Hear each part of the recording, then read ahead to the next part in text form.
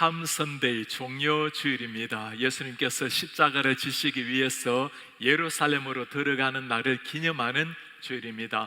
오늘부터 일주일 동안 고난주간이라고 부르죠. 특별히 하나님 앞에 깊이 나아가서 십자가를 묵상하면서 기도하는 주간입니다. 예수님의 마지막 일주일, 복음서에서는 예수님의 마지막 일주일의 스토리를 예수님의 전생애 가운데 3분의 1 정도를 할애하고 있습니다. 그만큼 마지막 일주일의 사건이 중요하다라는 말씀입니다. 며칠 후면 이스라엘의 유월절이 다가옵니다. 이스라엘 백성이 출애굽을 하면서 육신의 해방을 맞이한 날을 기념하는 날입니다.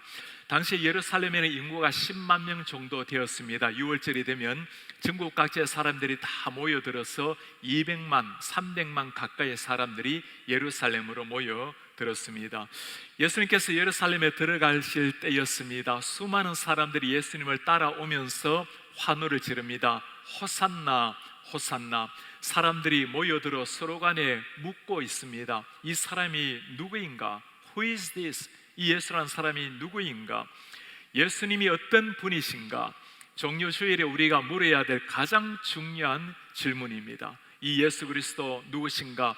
그 답변에 따라서 우리의 인생이 완전히 결정이 되기 때문입니다.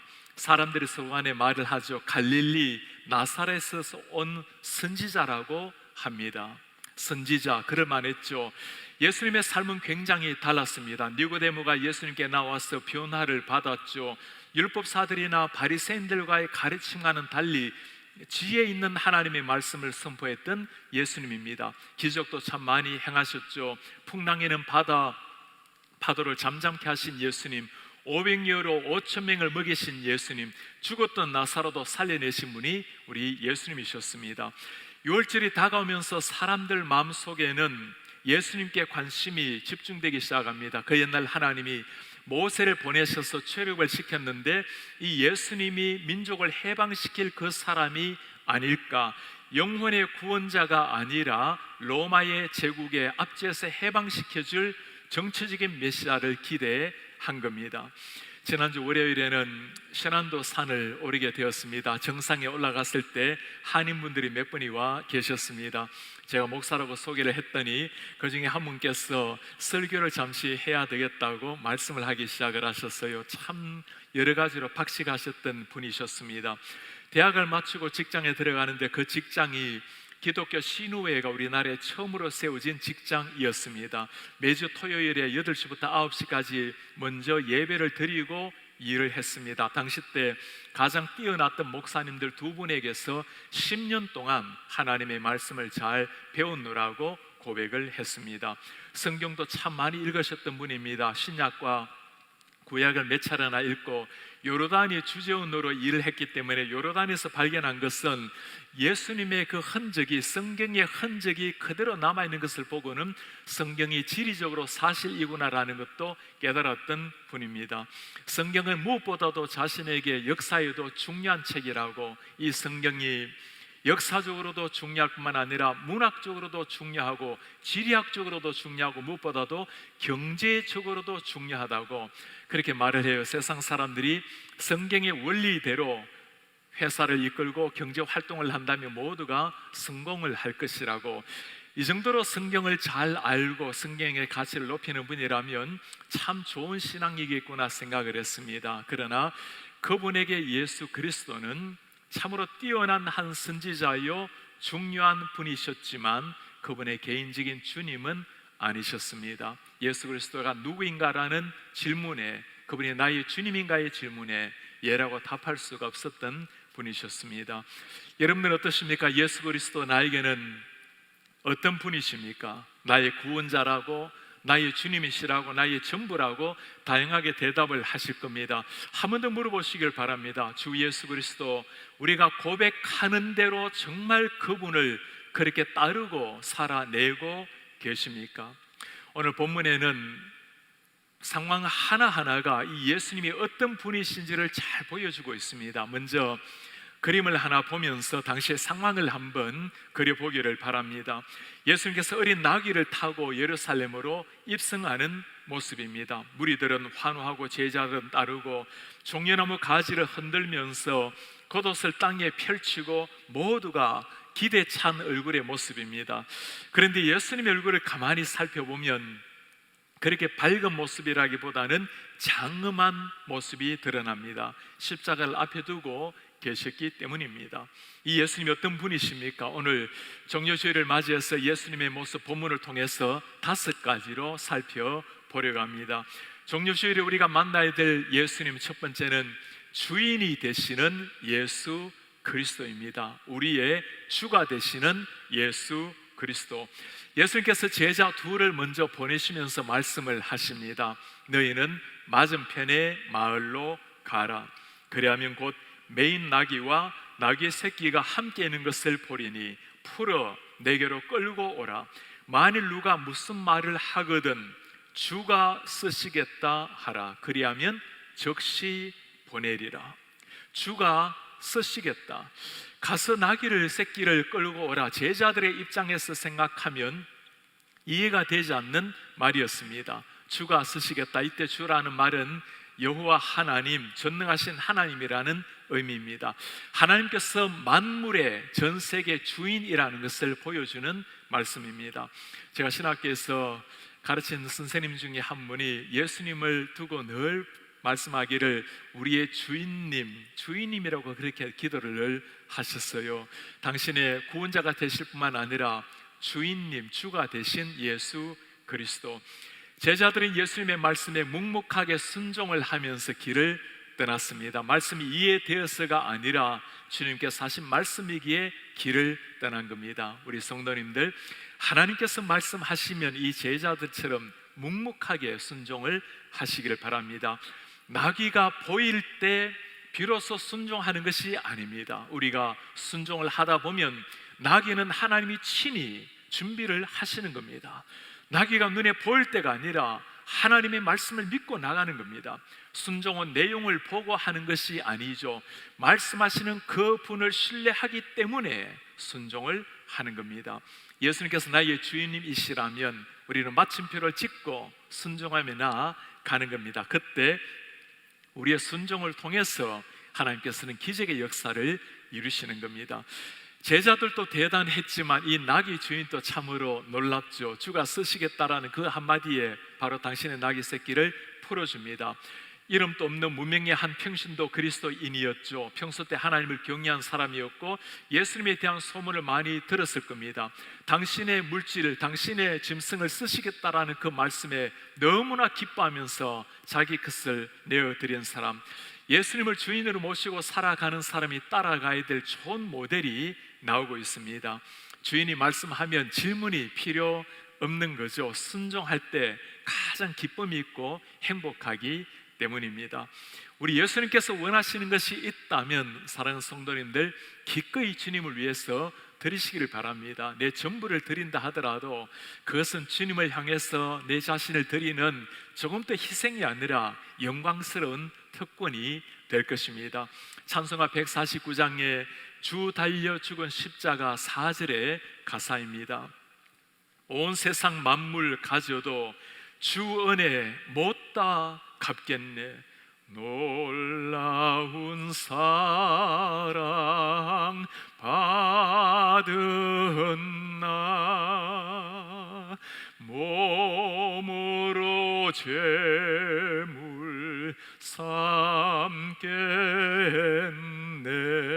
내 몸으로 제물을 삼아도, 내 전부를 드린다 하더라도 그것은 하나님을 향한 영광스러운 삶이 될 것입니다. 삶이라는 것은 선택의 연속이죠. 무엇을 택하는가에 따라서 인생이 결정이 되는 겁니다. 예수님을 주인으로 모시게 되면 삶이, 선택이 단순해집니다. 하나님이 원하시면 선택하는 겁니다.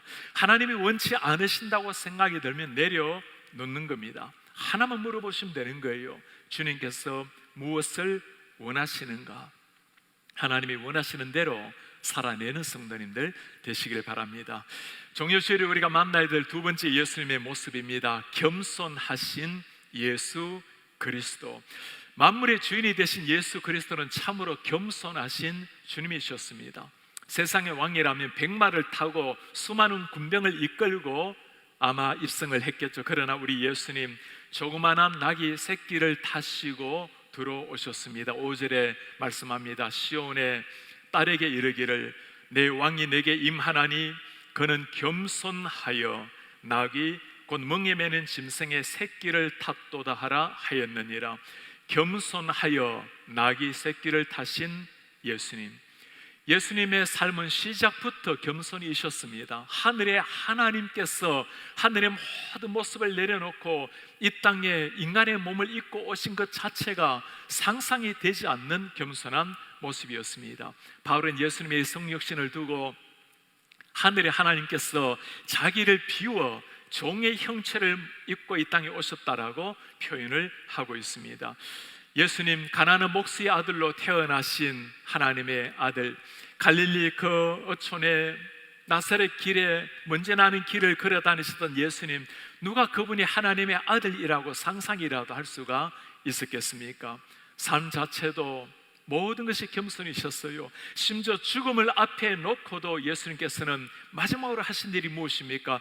제자들 앞에 무릎을 꿇고 제자들의 발을 씻기신 우리 예수님. 마가도 마태도 예수님의 이 겸손을 두고 이렇게 표현을 했습니다. 예수님이 오신 것은 섬김을 받으려 함이 아니요 섬기려 함이고 자신의 목숨을 많은 사람의 대속물로 주려 함이라. 예수님을 정말 닮은 사람, 하나님을 깊이 사랑하고 하나님을 경외하는 사람의 모습을 무엇으로 알 수 있습니까? 제가 늘 강조하는 것이 있습니다. 신앙 인격을 보십시오. 그 사람의 성품을 보십시오. 헌신하는 것, 봉사하고 열심 내는 것은 누구라도 어느 정도 할 수 있는 일입니다. 귀한 일이에요. 성경을 가르치는 일, 성경을 체계적으로 알다 보면 가능한 일입니다. 그것도 물론 귀한 일입니다. 그러나 신앙 인격은 전혀 다른 영역입니다. 예수님이 내 내면에 살아서 움직이는 사람, 주님이 내 속에 주인이 되시고 내 자아는 죽어서 사라져버린 사람, 주님이 살아가고 주님의 지배를 받는 사람에게서 나오는 것이 그리스도인의 인격, 신앙의 성품입니다. 교회 생활을 하다 보면 어느 정도 다니다 보면 이 정도 대접을 받아야 되지 않을까라고 생각하는 사람들도 들어 계실 수 있어요. 교회를 오래 다닐수록 때로는 직분을 받을수록 무엇인가 대접을 받으려고 하는 사람들이 있습니다. 그게 아니죠. 성경을 많이 알면 알수록, 교회를 열심히 다니고 헌신하면 할수록 걸맞는 대접을 기대할 것이 아니고 정말 그에게서 걸맞는 삶이 기대가 되는 겁니다. 예수 그리스도의 인격, 주님의 성품을 닮은 삶이 기대가 되는 겁니다. 6월절에 어린 양으로 오신 예수 그리스도, 나의 죄를 위해서 세상에 오시고 비참하게 죽으신 그 주님을 생각하면 내려놓지 못할 것, 드리지 못할 것, 심지어 내 자아를 다 버리고 내 생명마저도 주님을 위해서 드리지 못할 것이 아무것도 없게 되는 겁니다. 꼭 기억을 하시길 바랍니다. 우리 예수님은 너무나 낮게 오셔서 너무나 겸손한 분이셔서 우리가 끊임없이 내려가지 않으면 만날 수 없는 우리 주님이십니다. 종려시에 우리가 만나야 될 세 번째 예수님의 모습은 구원자 되시는 예수 그리스도십니다. 예수님에 대해서 모든 것을 다 안다 하더라도 구원자 되신 예수 그리스도를 알지 못한다면 우린 예수님에 대해서 전혀 아는 것이 아닌 겁니다.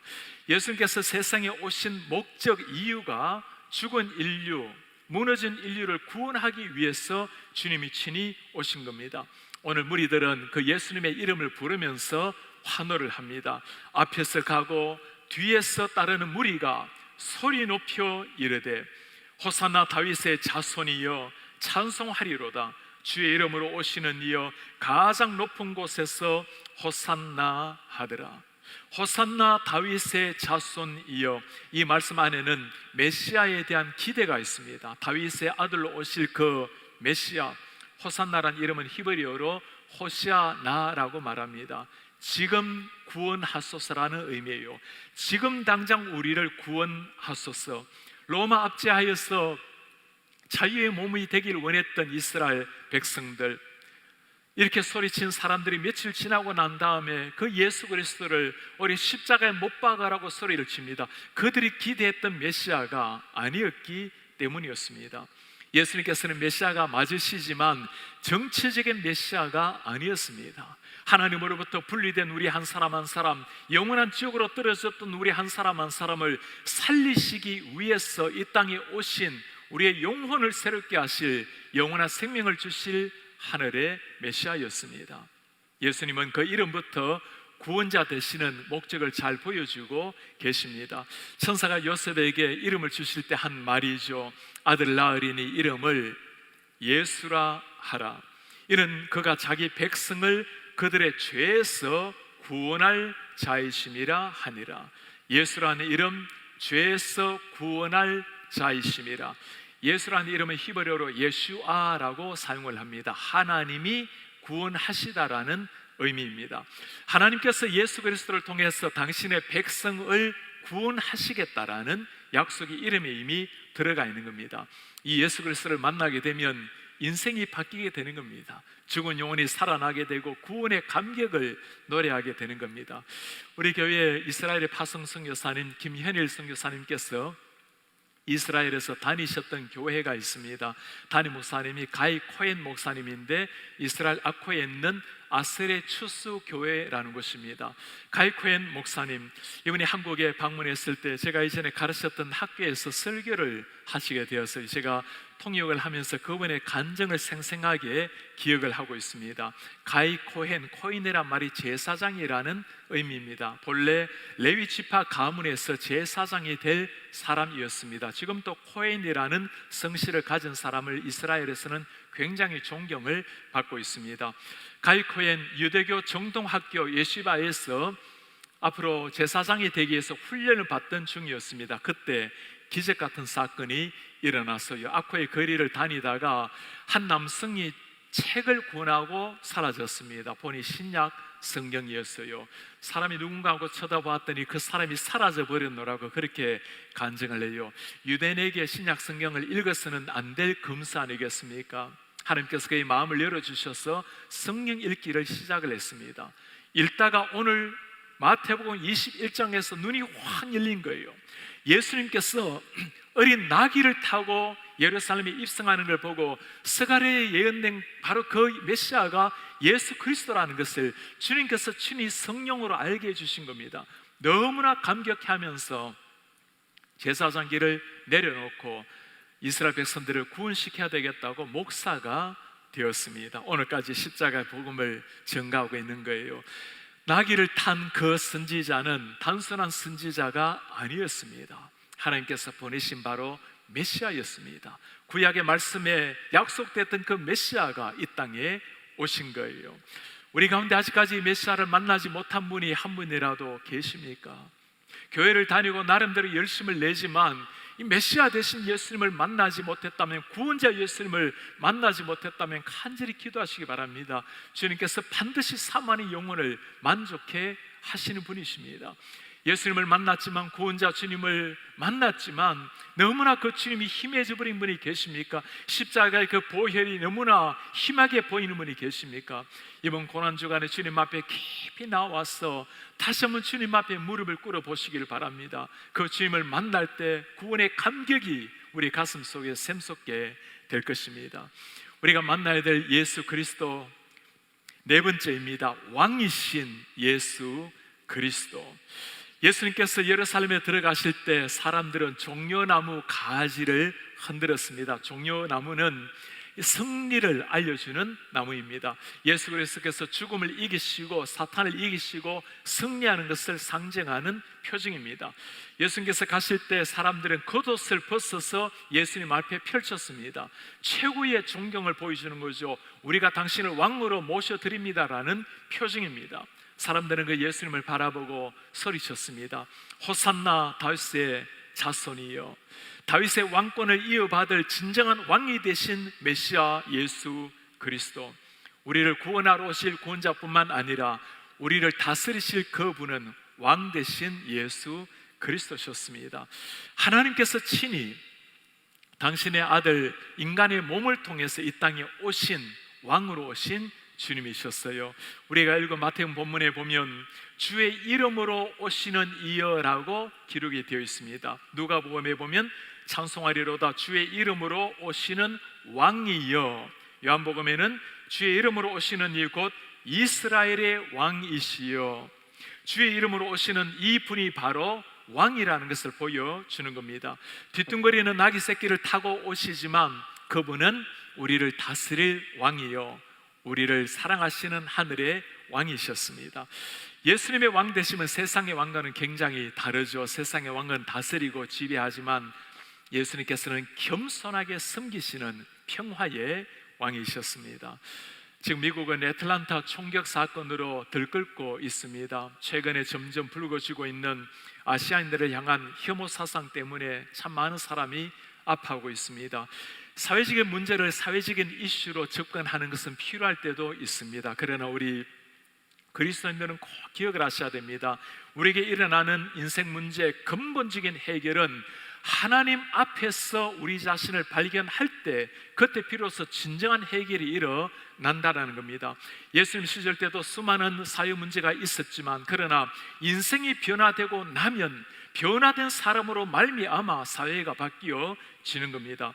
내가 더 우월하다고 생각하는 잘못된 사고의식, 갈등을 조장하고 상대방을, 사회를 병들게 할 뿐이죠. 우리의 왕 되신 그 주님 앞에 내 자신이 누구인지를 깨닫게 되면, 우리 모두가 왕 같은 하나님의 자녀라는 것을 알게 되면, 그때 세상은 진짜 하나가 되는 겁니다. 가이크의 목사님, 예수님을 믿고 목사가 된 이후로 참 많은 핍박에 시달렸습니다. 제사장이 되어야 될 사람이 예수 그리스도를 전가하는 목사가 되었으니 생명의 위협도 몇 차례나 받게 되었습니다. 그러나 그 가이코의 목사님이 끊임없이 강조하는 것이 있어요. 이 땅에 오신 예수 그리스도는 유대인의 왕뿐만 아니라 온 세상의 왕입니다. 이 왕을 모시면 우리 마음속에 평강이 넘치게 되는 겁니다. 세상은 어수선한 시대이지만, 그러나 이 왕 되신 예수 그리스도를 우리 마음 중심에 모시게 되면 하늘이 주시는 평강, 왕의 아들의 평강을 누리게 되는 겁니다. 오늘 종료주일 주일에 우리가 다섯 번째 만나야 될 예수 그리스도의 모습은 찬송을 받으실 예수 그리스도십니다. 찬송 받으실 예수 그리스도. 지금까지는 예수 그리스도가 어떤 분이신가를 보았습니다. 정말 그 주님이 우리의 왕이시요 구원자시요 참으로 겸손하신 우리의 주가 되신다면, 이제 우리는 그 주님을 위해서 전심으로 경배하고 예수님을 찬양을 해야 될 것입니다.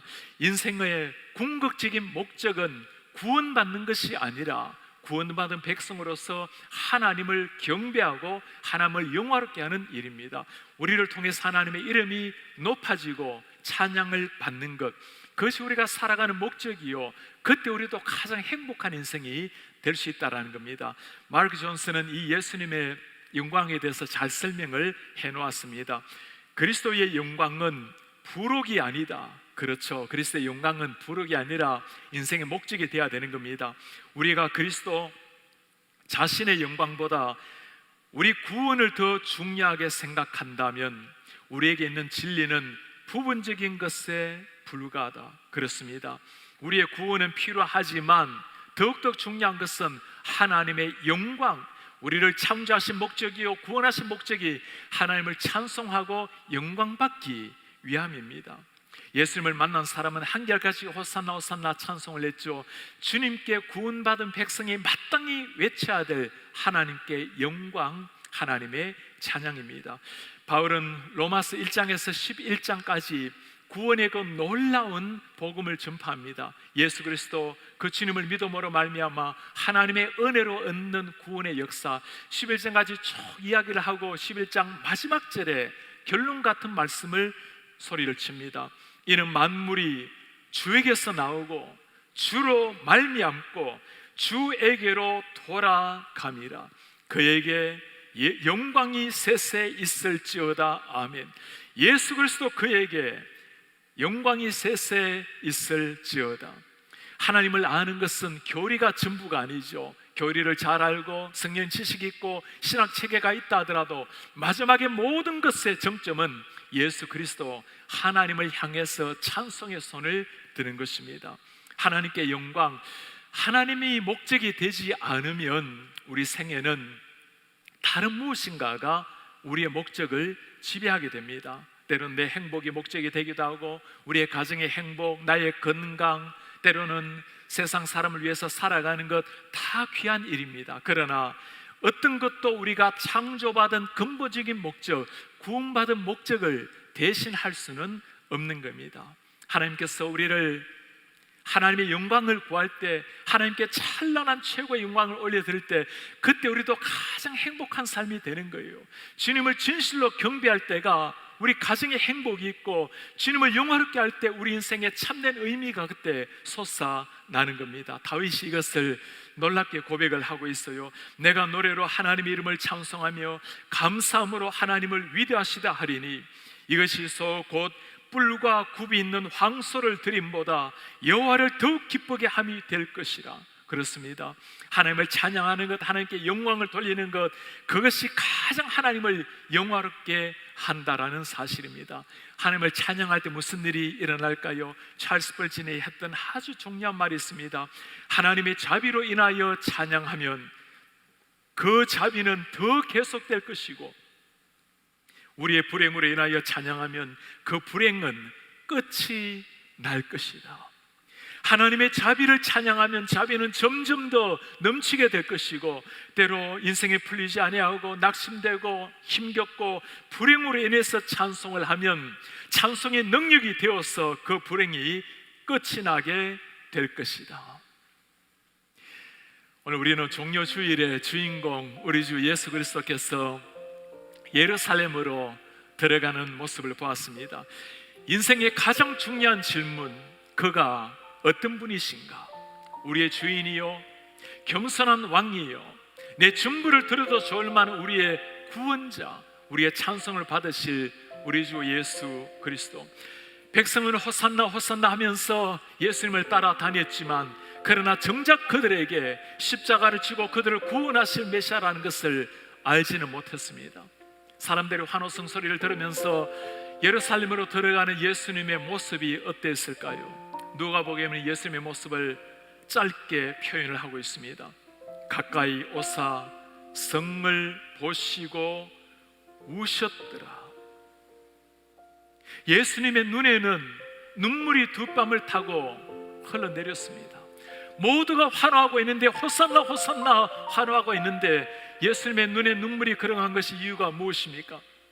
하나님의 아들을 십자가에 못 박은 사람들, 하나님의 아들을 알지 못하고 메시아를 거부했던 사람들, 이제는 얼마 가지 아니하면 로마의 침략을 받아서 돌 위에 돌 하나도 남기지 아니하고 다 멸망당할 사람들, 지상의 메시아를 그렇게 기다리면서 영혼을 변화시켜줄 영생의 메시아를 알아보지 못했던 사람들, 지금까지 그토록 선지자들을 외쳤던 그 메시아가 눈앞에 나타나시는데도 그 메시아를 깨닫지 못하고 여전히 세상의 메시아를 기다렸던 그 사람들, 그들을 바라보시면서 예수님의 눈에는 눈물이 두 뺨을 타고 흘러내렸습니다. 우리 가운데 이런 분이 계시지 않으십니까? 교회를 다니고 있지만, 열심을 내어서 나름대로 다니고 있지만 십자가의 주님을 아직까지 가슴에 새기지 못하신 분들 꼭 기도하시기 바랍니다. 주님, 제 가슴에 십자가가 중심에 새겨지게 하옵소서. 우리는 찬양하고 즐거워하고 있는데, 혹시 우리를 바라보시면서 주님 어떤 표정을 짓고 계십니까? 그렇게도 행복한 가정을 다 가지고 있는데, 정말 예수님께서 우리의 가정을 들여다보시고는 어떤 표정을 하고 계실까요? 우리 예수님 이 시대에 우리를 바라보시면서 어떤 표정을 하고 계실까요? 십자가는 건물에 걸어놓았지만 정작 십자가의 복음이 점점 사라지고 있는 이런 시대, 십자가 찬송을 하고 모두가 십자가를 고백하지만 정작 십자가를 쥐고 주님을 따라가는 것은 피하고 편함을 추구하고 있는 사람들, 이런 교회를 바라보고 이런 우리를 바라보시고 주님께서는 눈물을 흘리고 계시지 않으십니까? 우리의 왕이 어찌 그리 초라한 새끼 나귀를 타고 돌아오셔야만 되었습니까? 만왕의 왕 되신 그분이 하늘을 버리고 어찌 이 땅에 인간의 몸으로, 죽을 몸으로 오셔야만 했습니까? 멸시와 조롱을 받으면서 십자가 위에서 네가 정말 하나님의 아들이거든 뛰어내리라고 조롱 멸시를 참으면서 아버지, 저들의 죄를 용서해 주십시오, 무엇을 하고 있는지도 모르고 있습니다. 겉으로 참으셔야 되는 예수님, 이유가 무엇입니까? 바로 우리 한 사람 한 사람, 여러분과 저를 살려내시기 위해서 주님께서 모든 조롱을 받으시고 하늘을 버리고 이 땅에 오셔서 십자가를 지신 거예요. 그 주님의 십자가, 죽은 영혼을 살려내기 위해서 하나님이 대신 죽어주신 겁니다. 죽은 우리의 심장을 살려내기 위해서 당신의 살아있는 심장을 떼어주신 거예요. 우리 심장에 뛰는 피가 예수님의 피라면, 우리 혈맥 마지막 세포까지 뛰는 피가 예수님의 피라면, 우리는 매 순간 그 주님 앞에 주님 그 십자가를 생각하며 살아가야 될 하나님의 자녀들입니다. 십자가에서 쏟은 그 보혈로 말미암아 영원한 생명을 노래하고 있는 우리 사랑하는 성도님들, 고난주간뿐만이 아니죠. 매 순간 그 십자가, 그 보혈로 말미암아 영원한 생명을 얻게 된 그 감격, 이게 그리스도인의 삶이에요. 주님의 십자가 생각할 때마다 내 속에 일어나고 있는 그 기쁨과 감격, 감탄, 매일 아침에 눈을 뜰 때마다 이 거룩한 기쁨을 가지고 눈을 뜨셔서 우리 하나님의 영광을 위해서 찬양하며 살아내는 이런 하나님의 사람들 되시기를 주의 이름으로 축복합니다.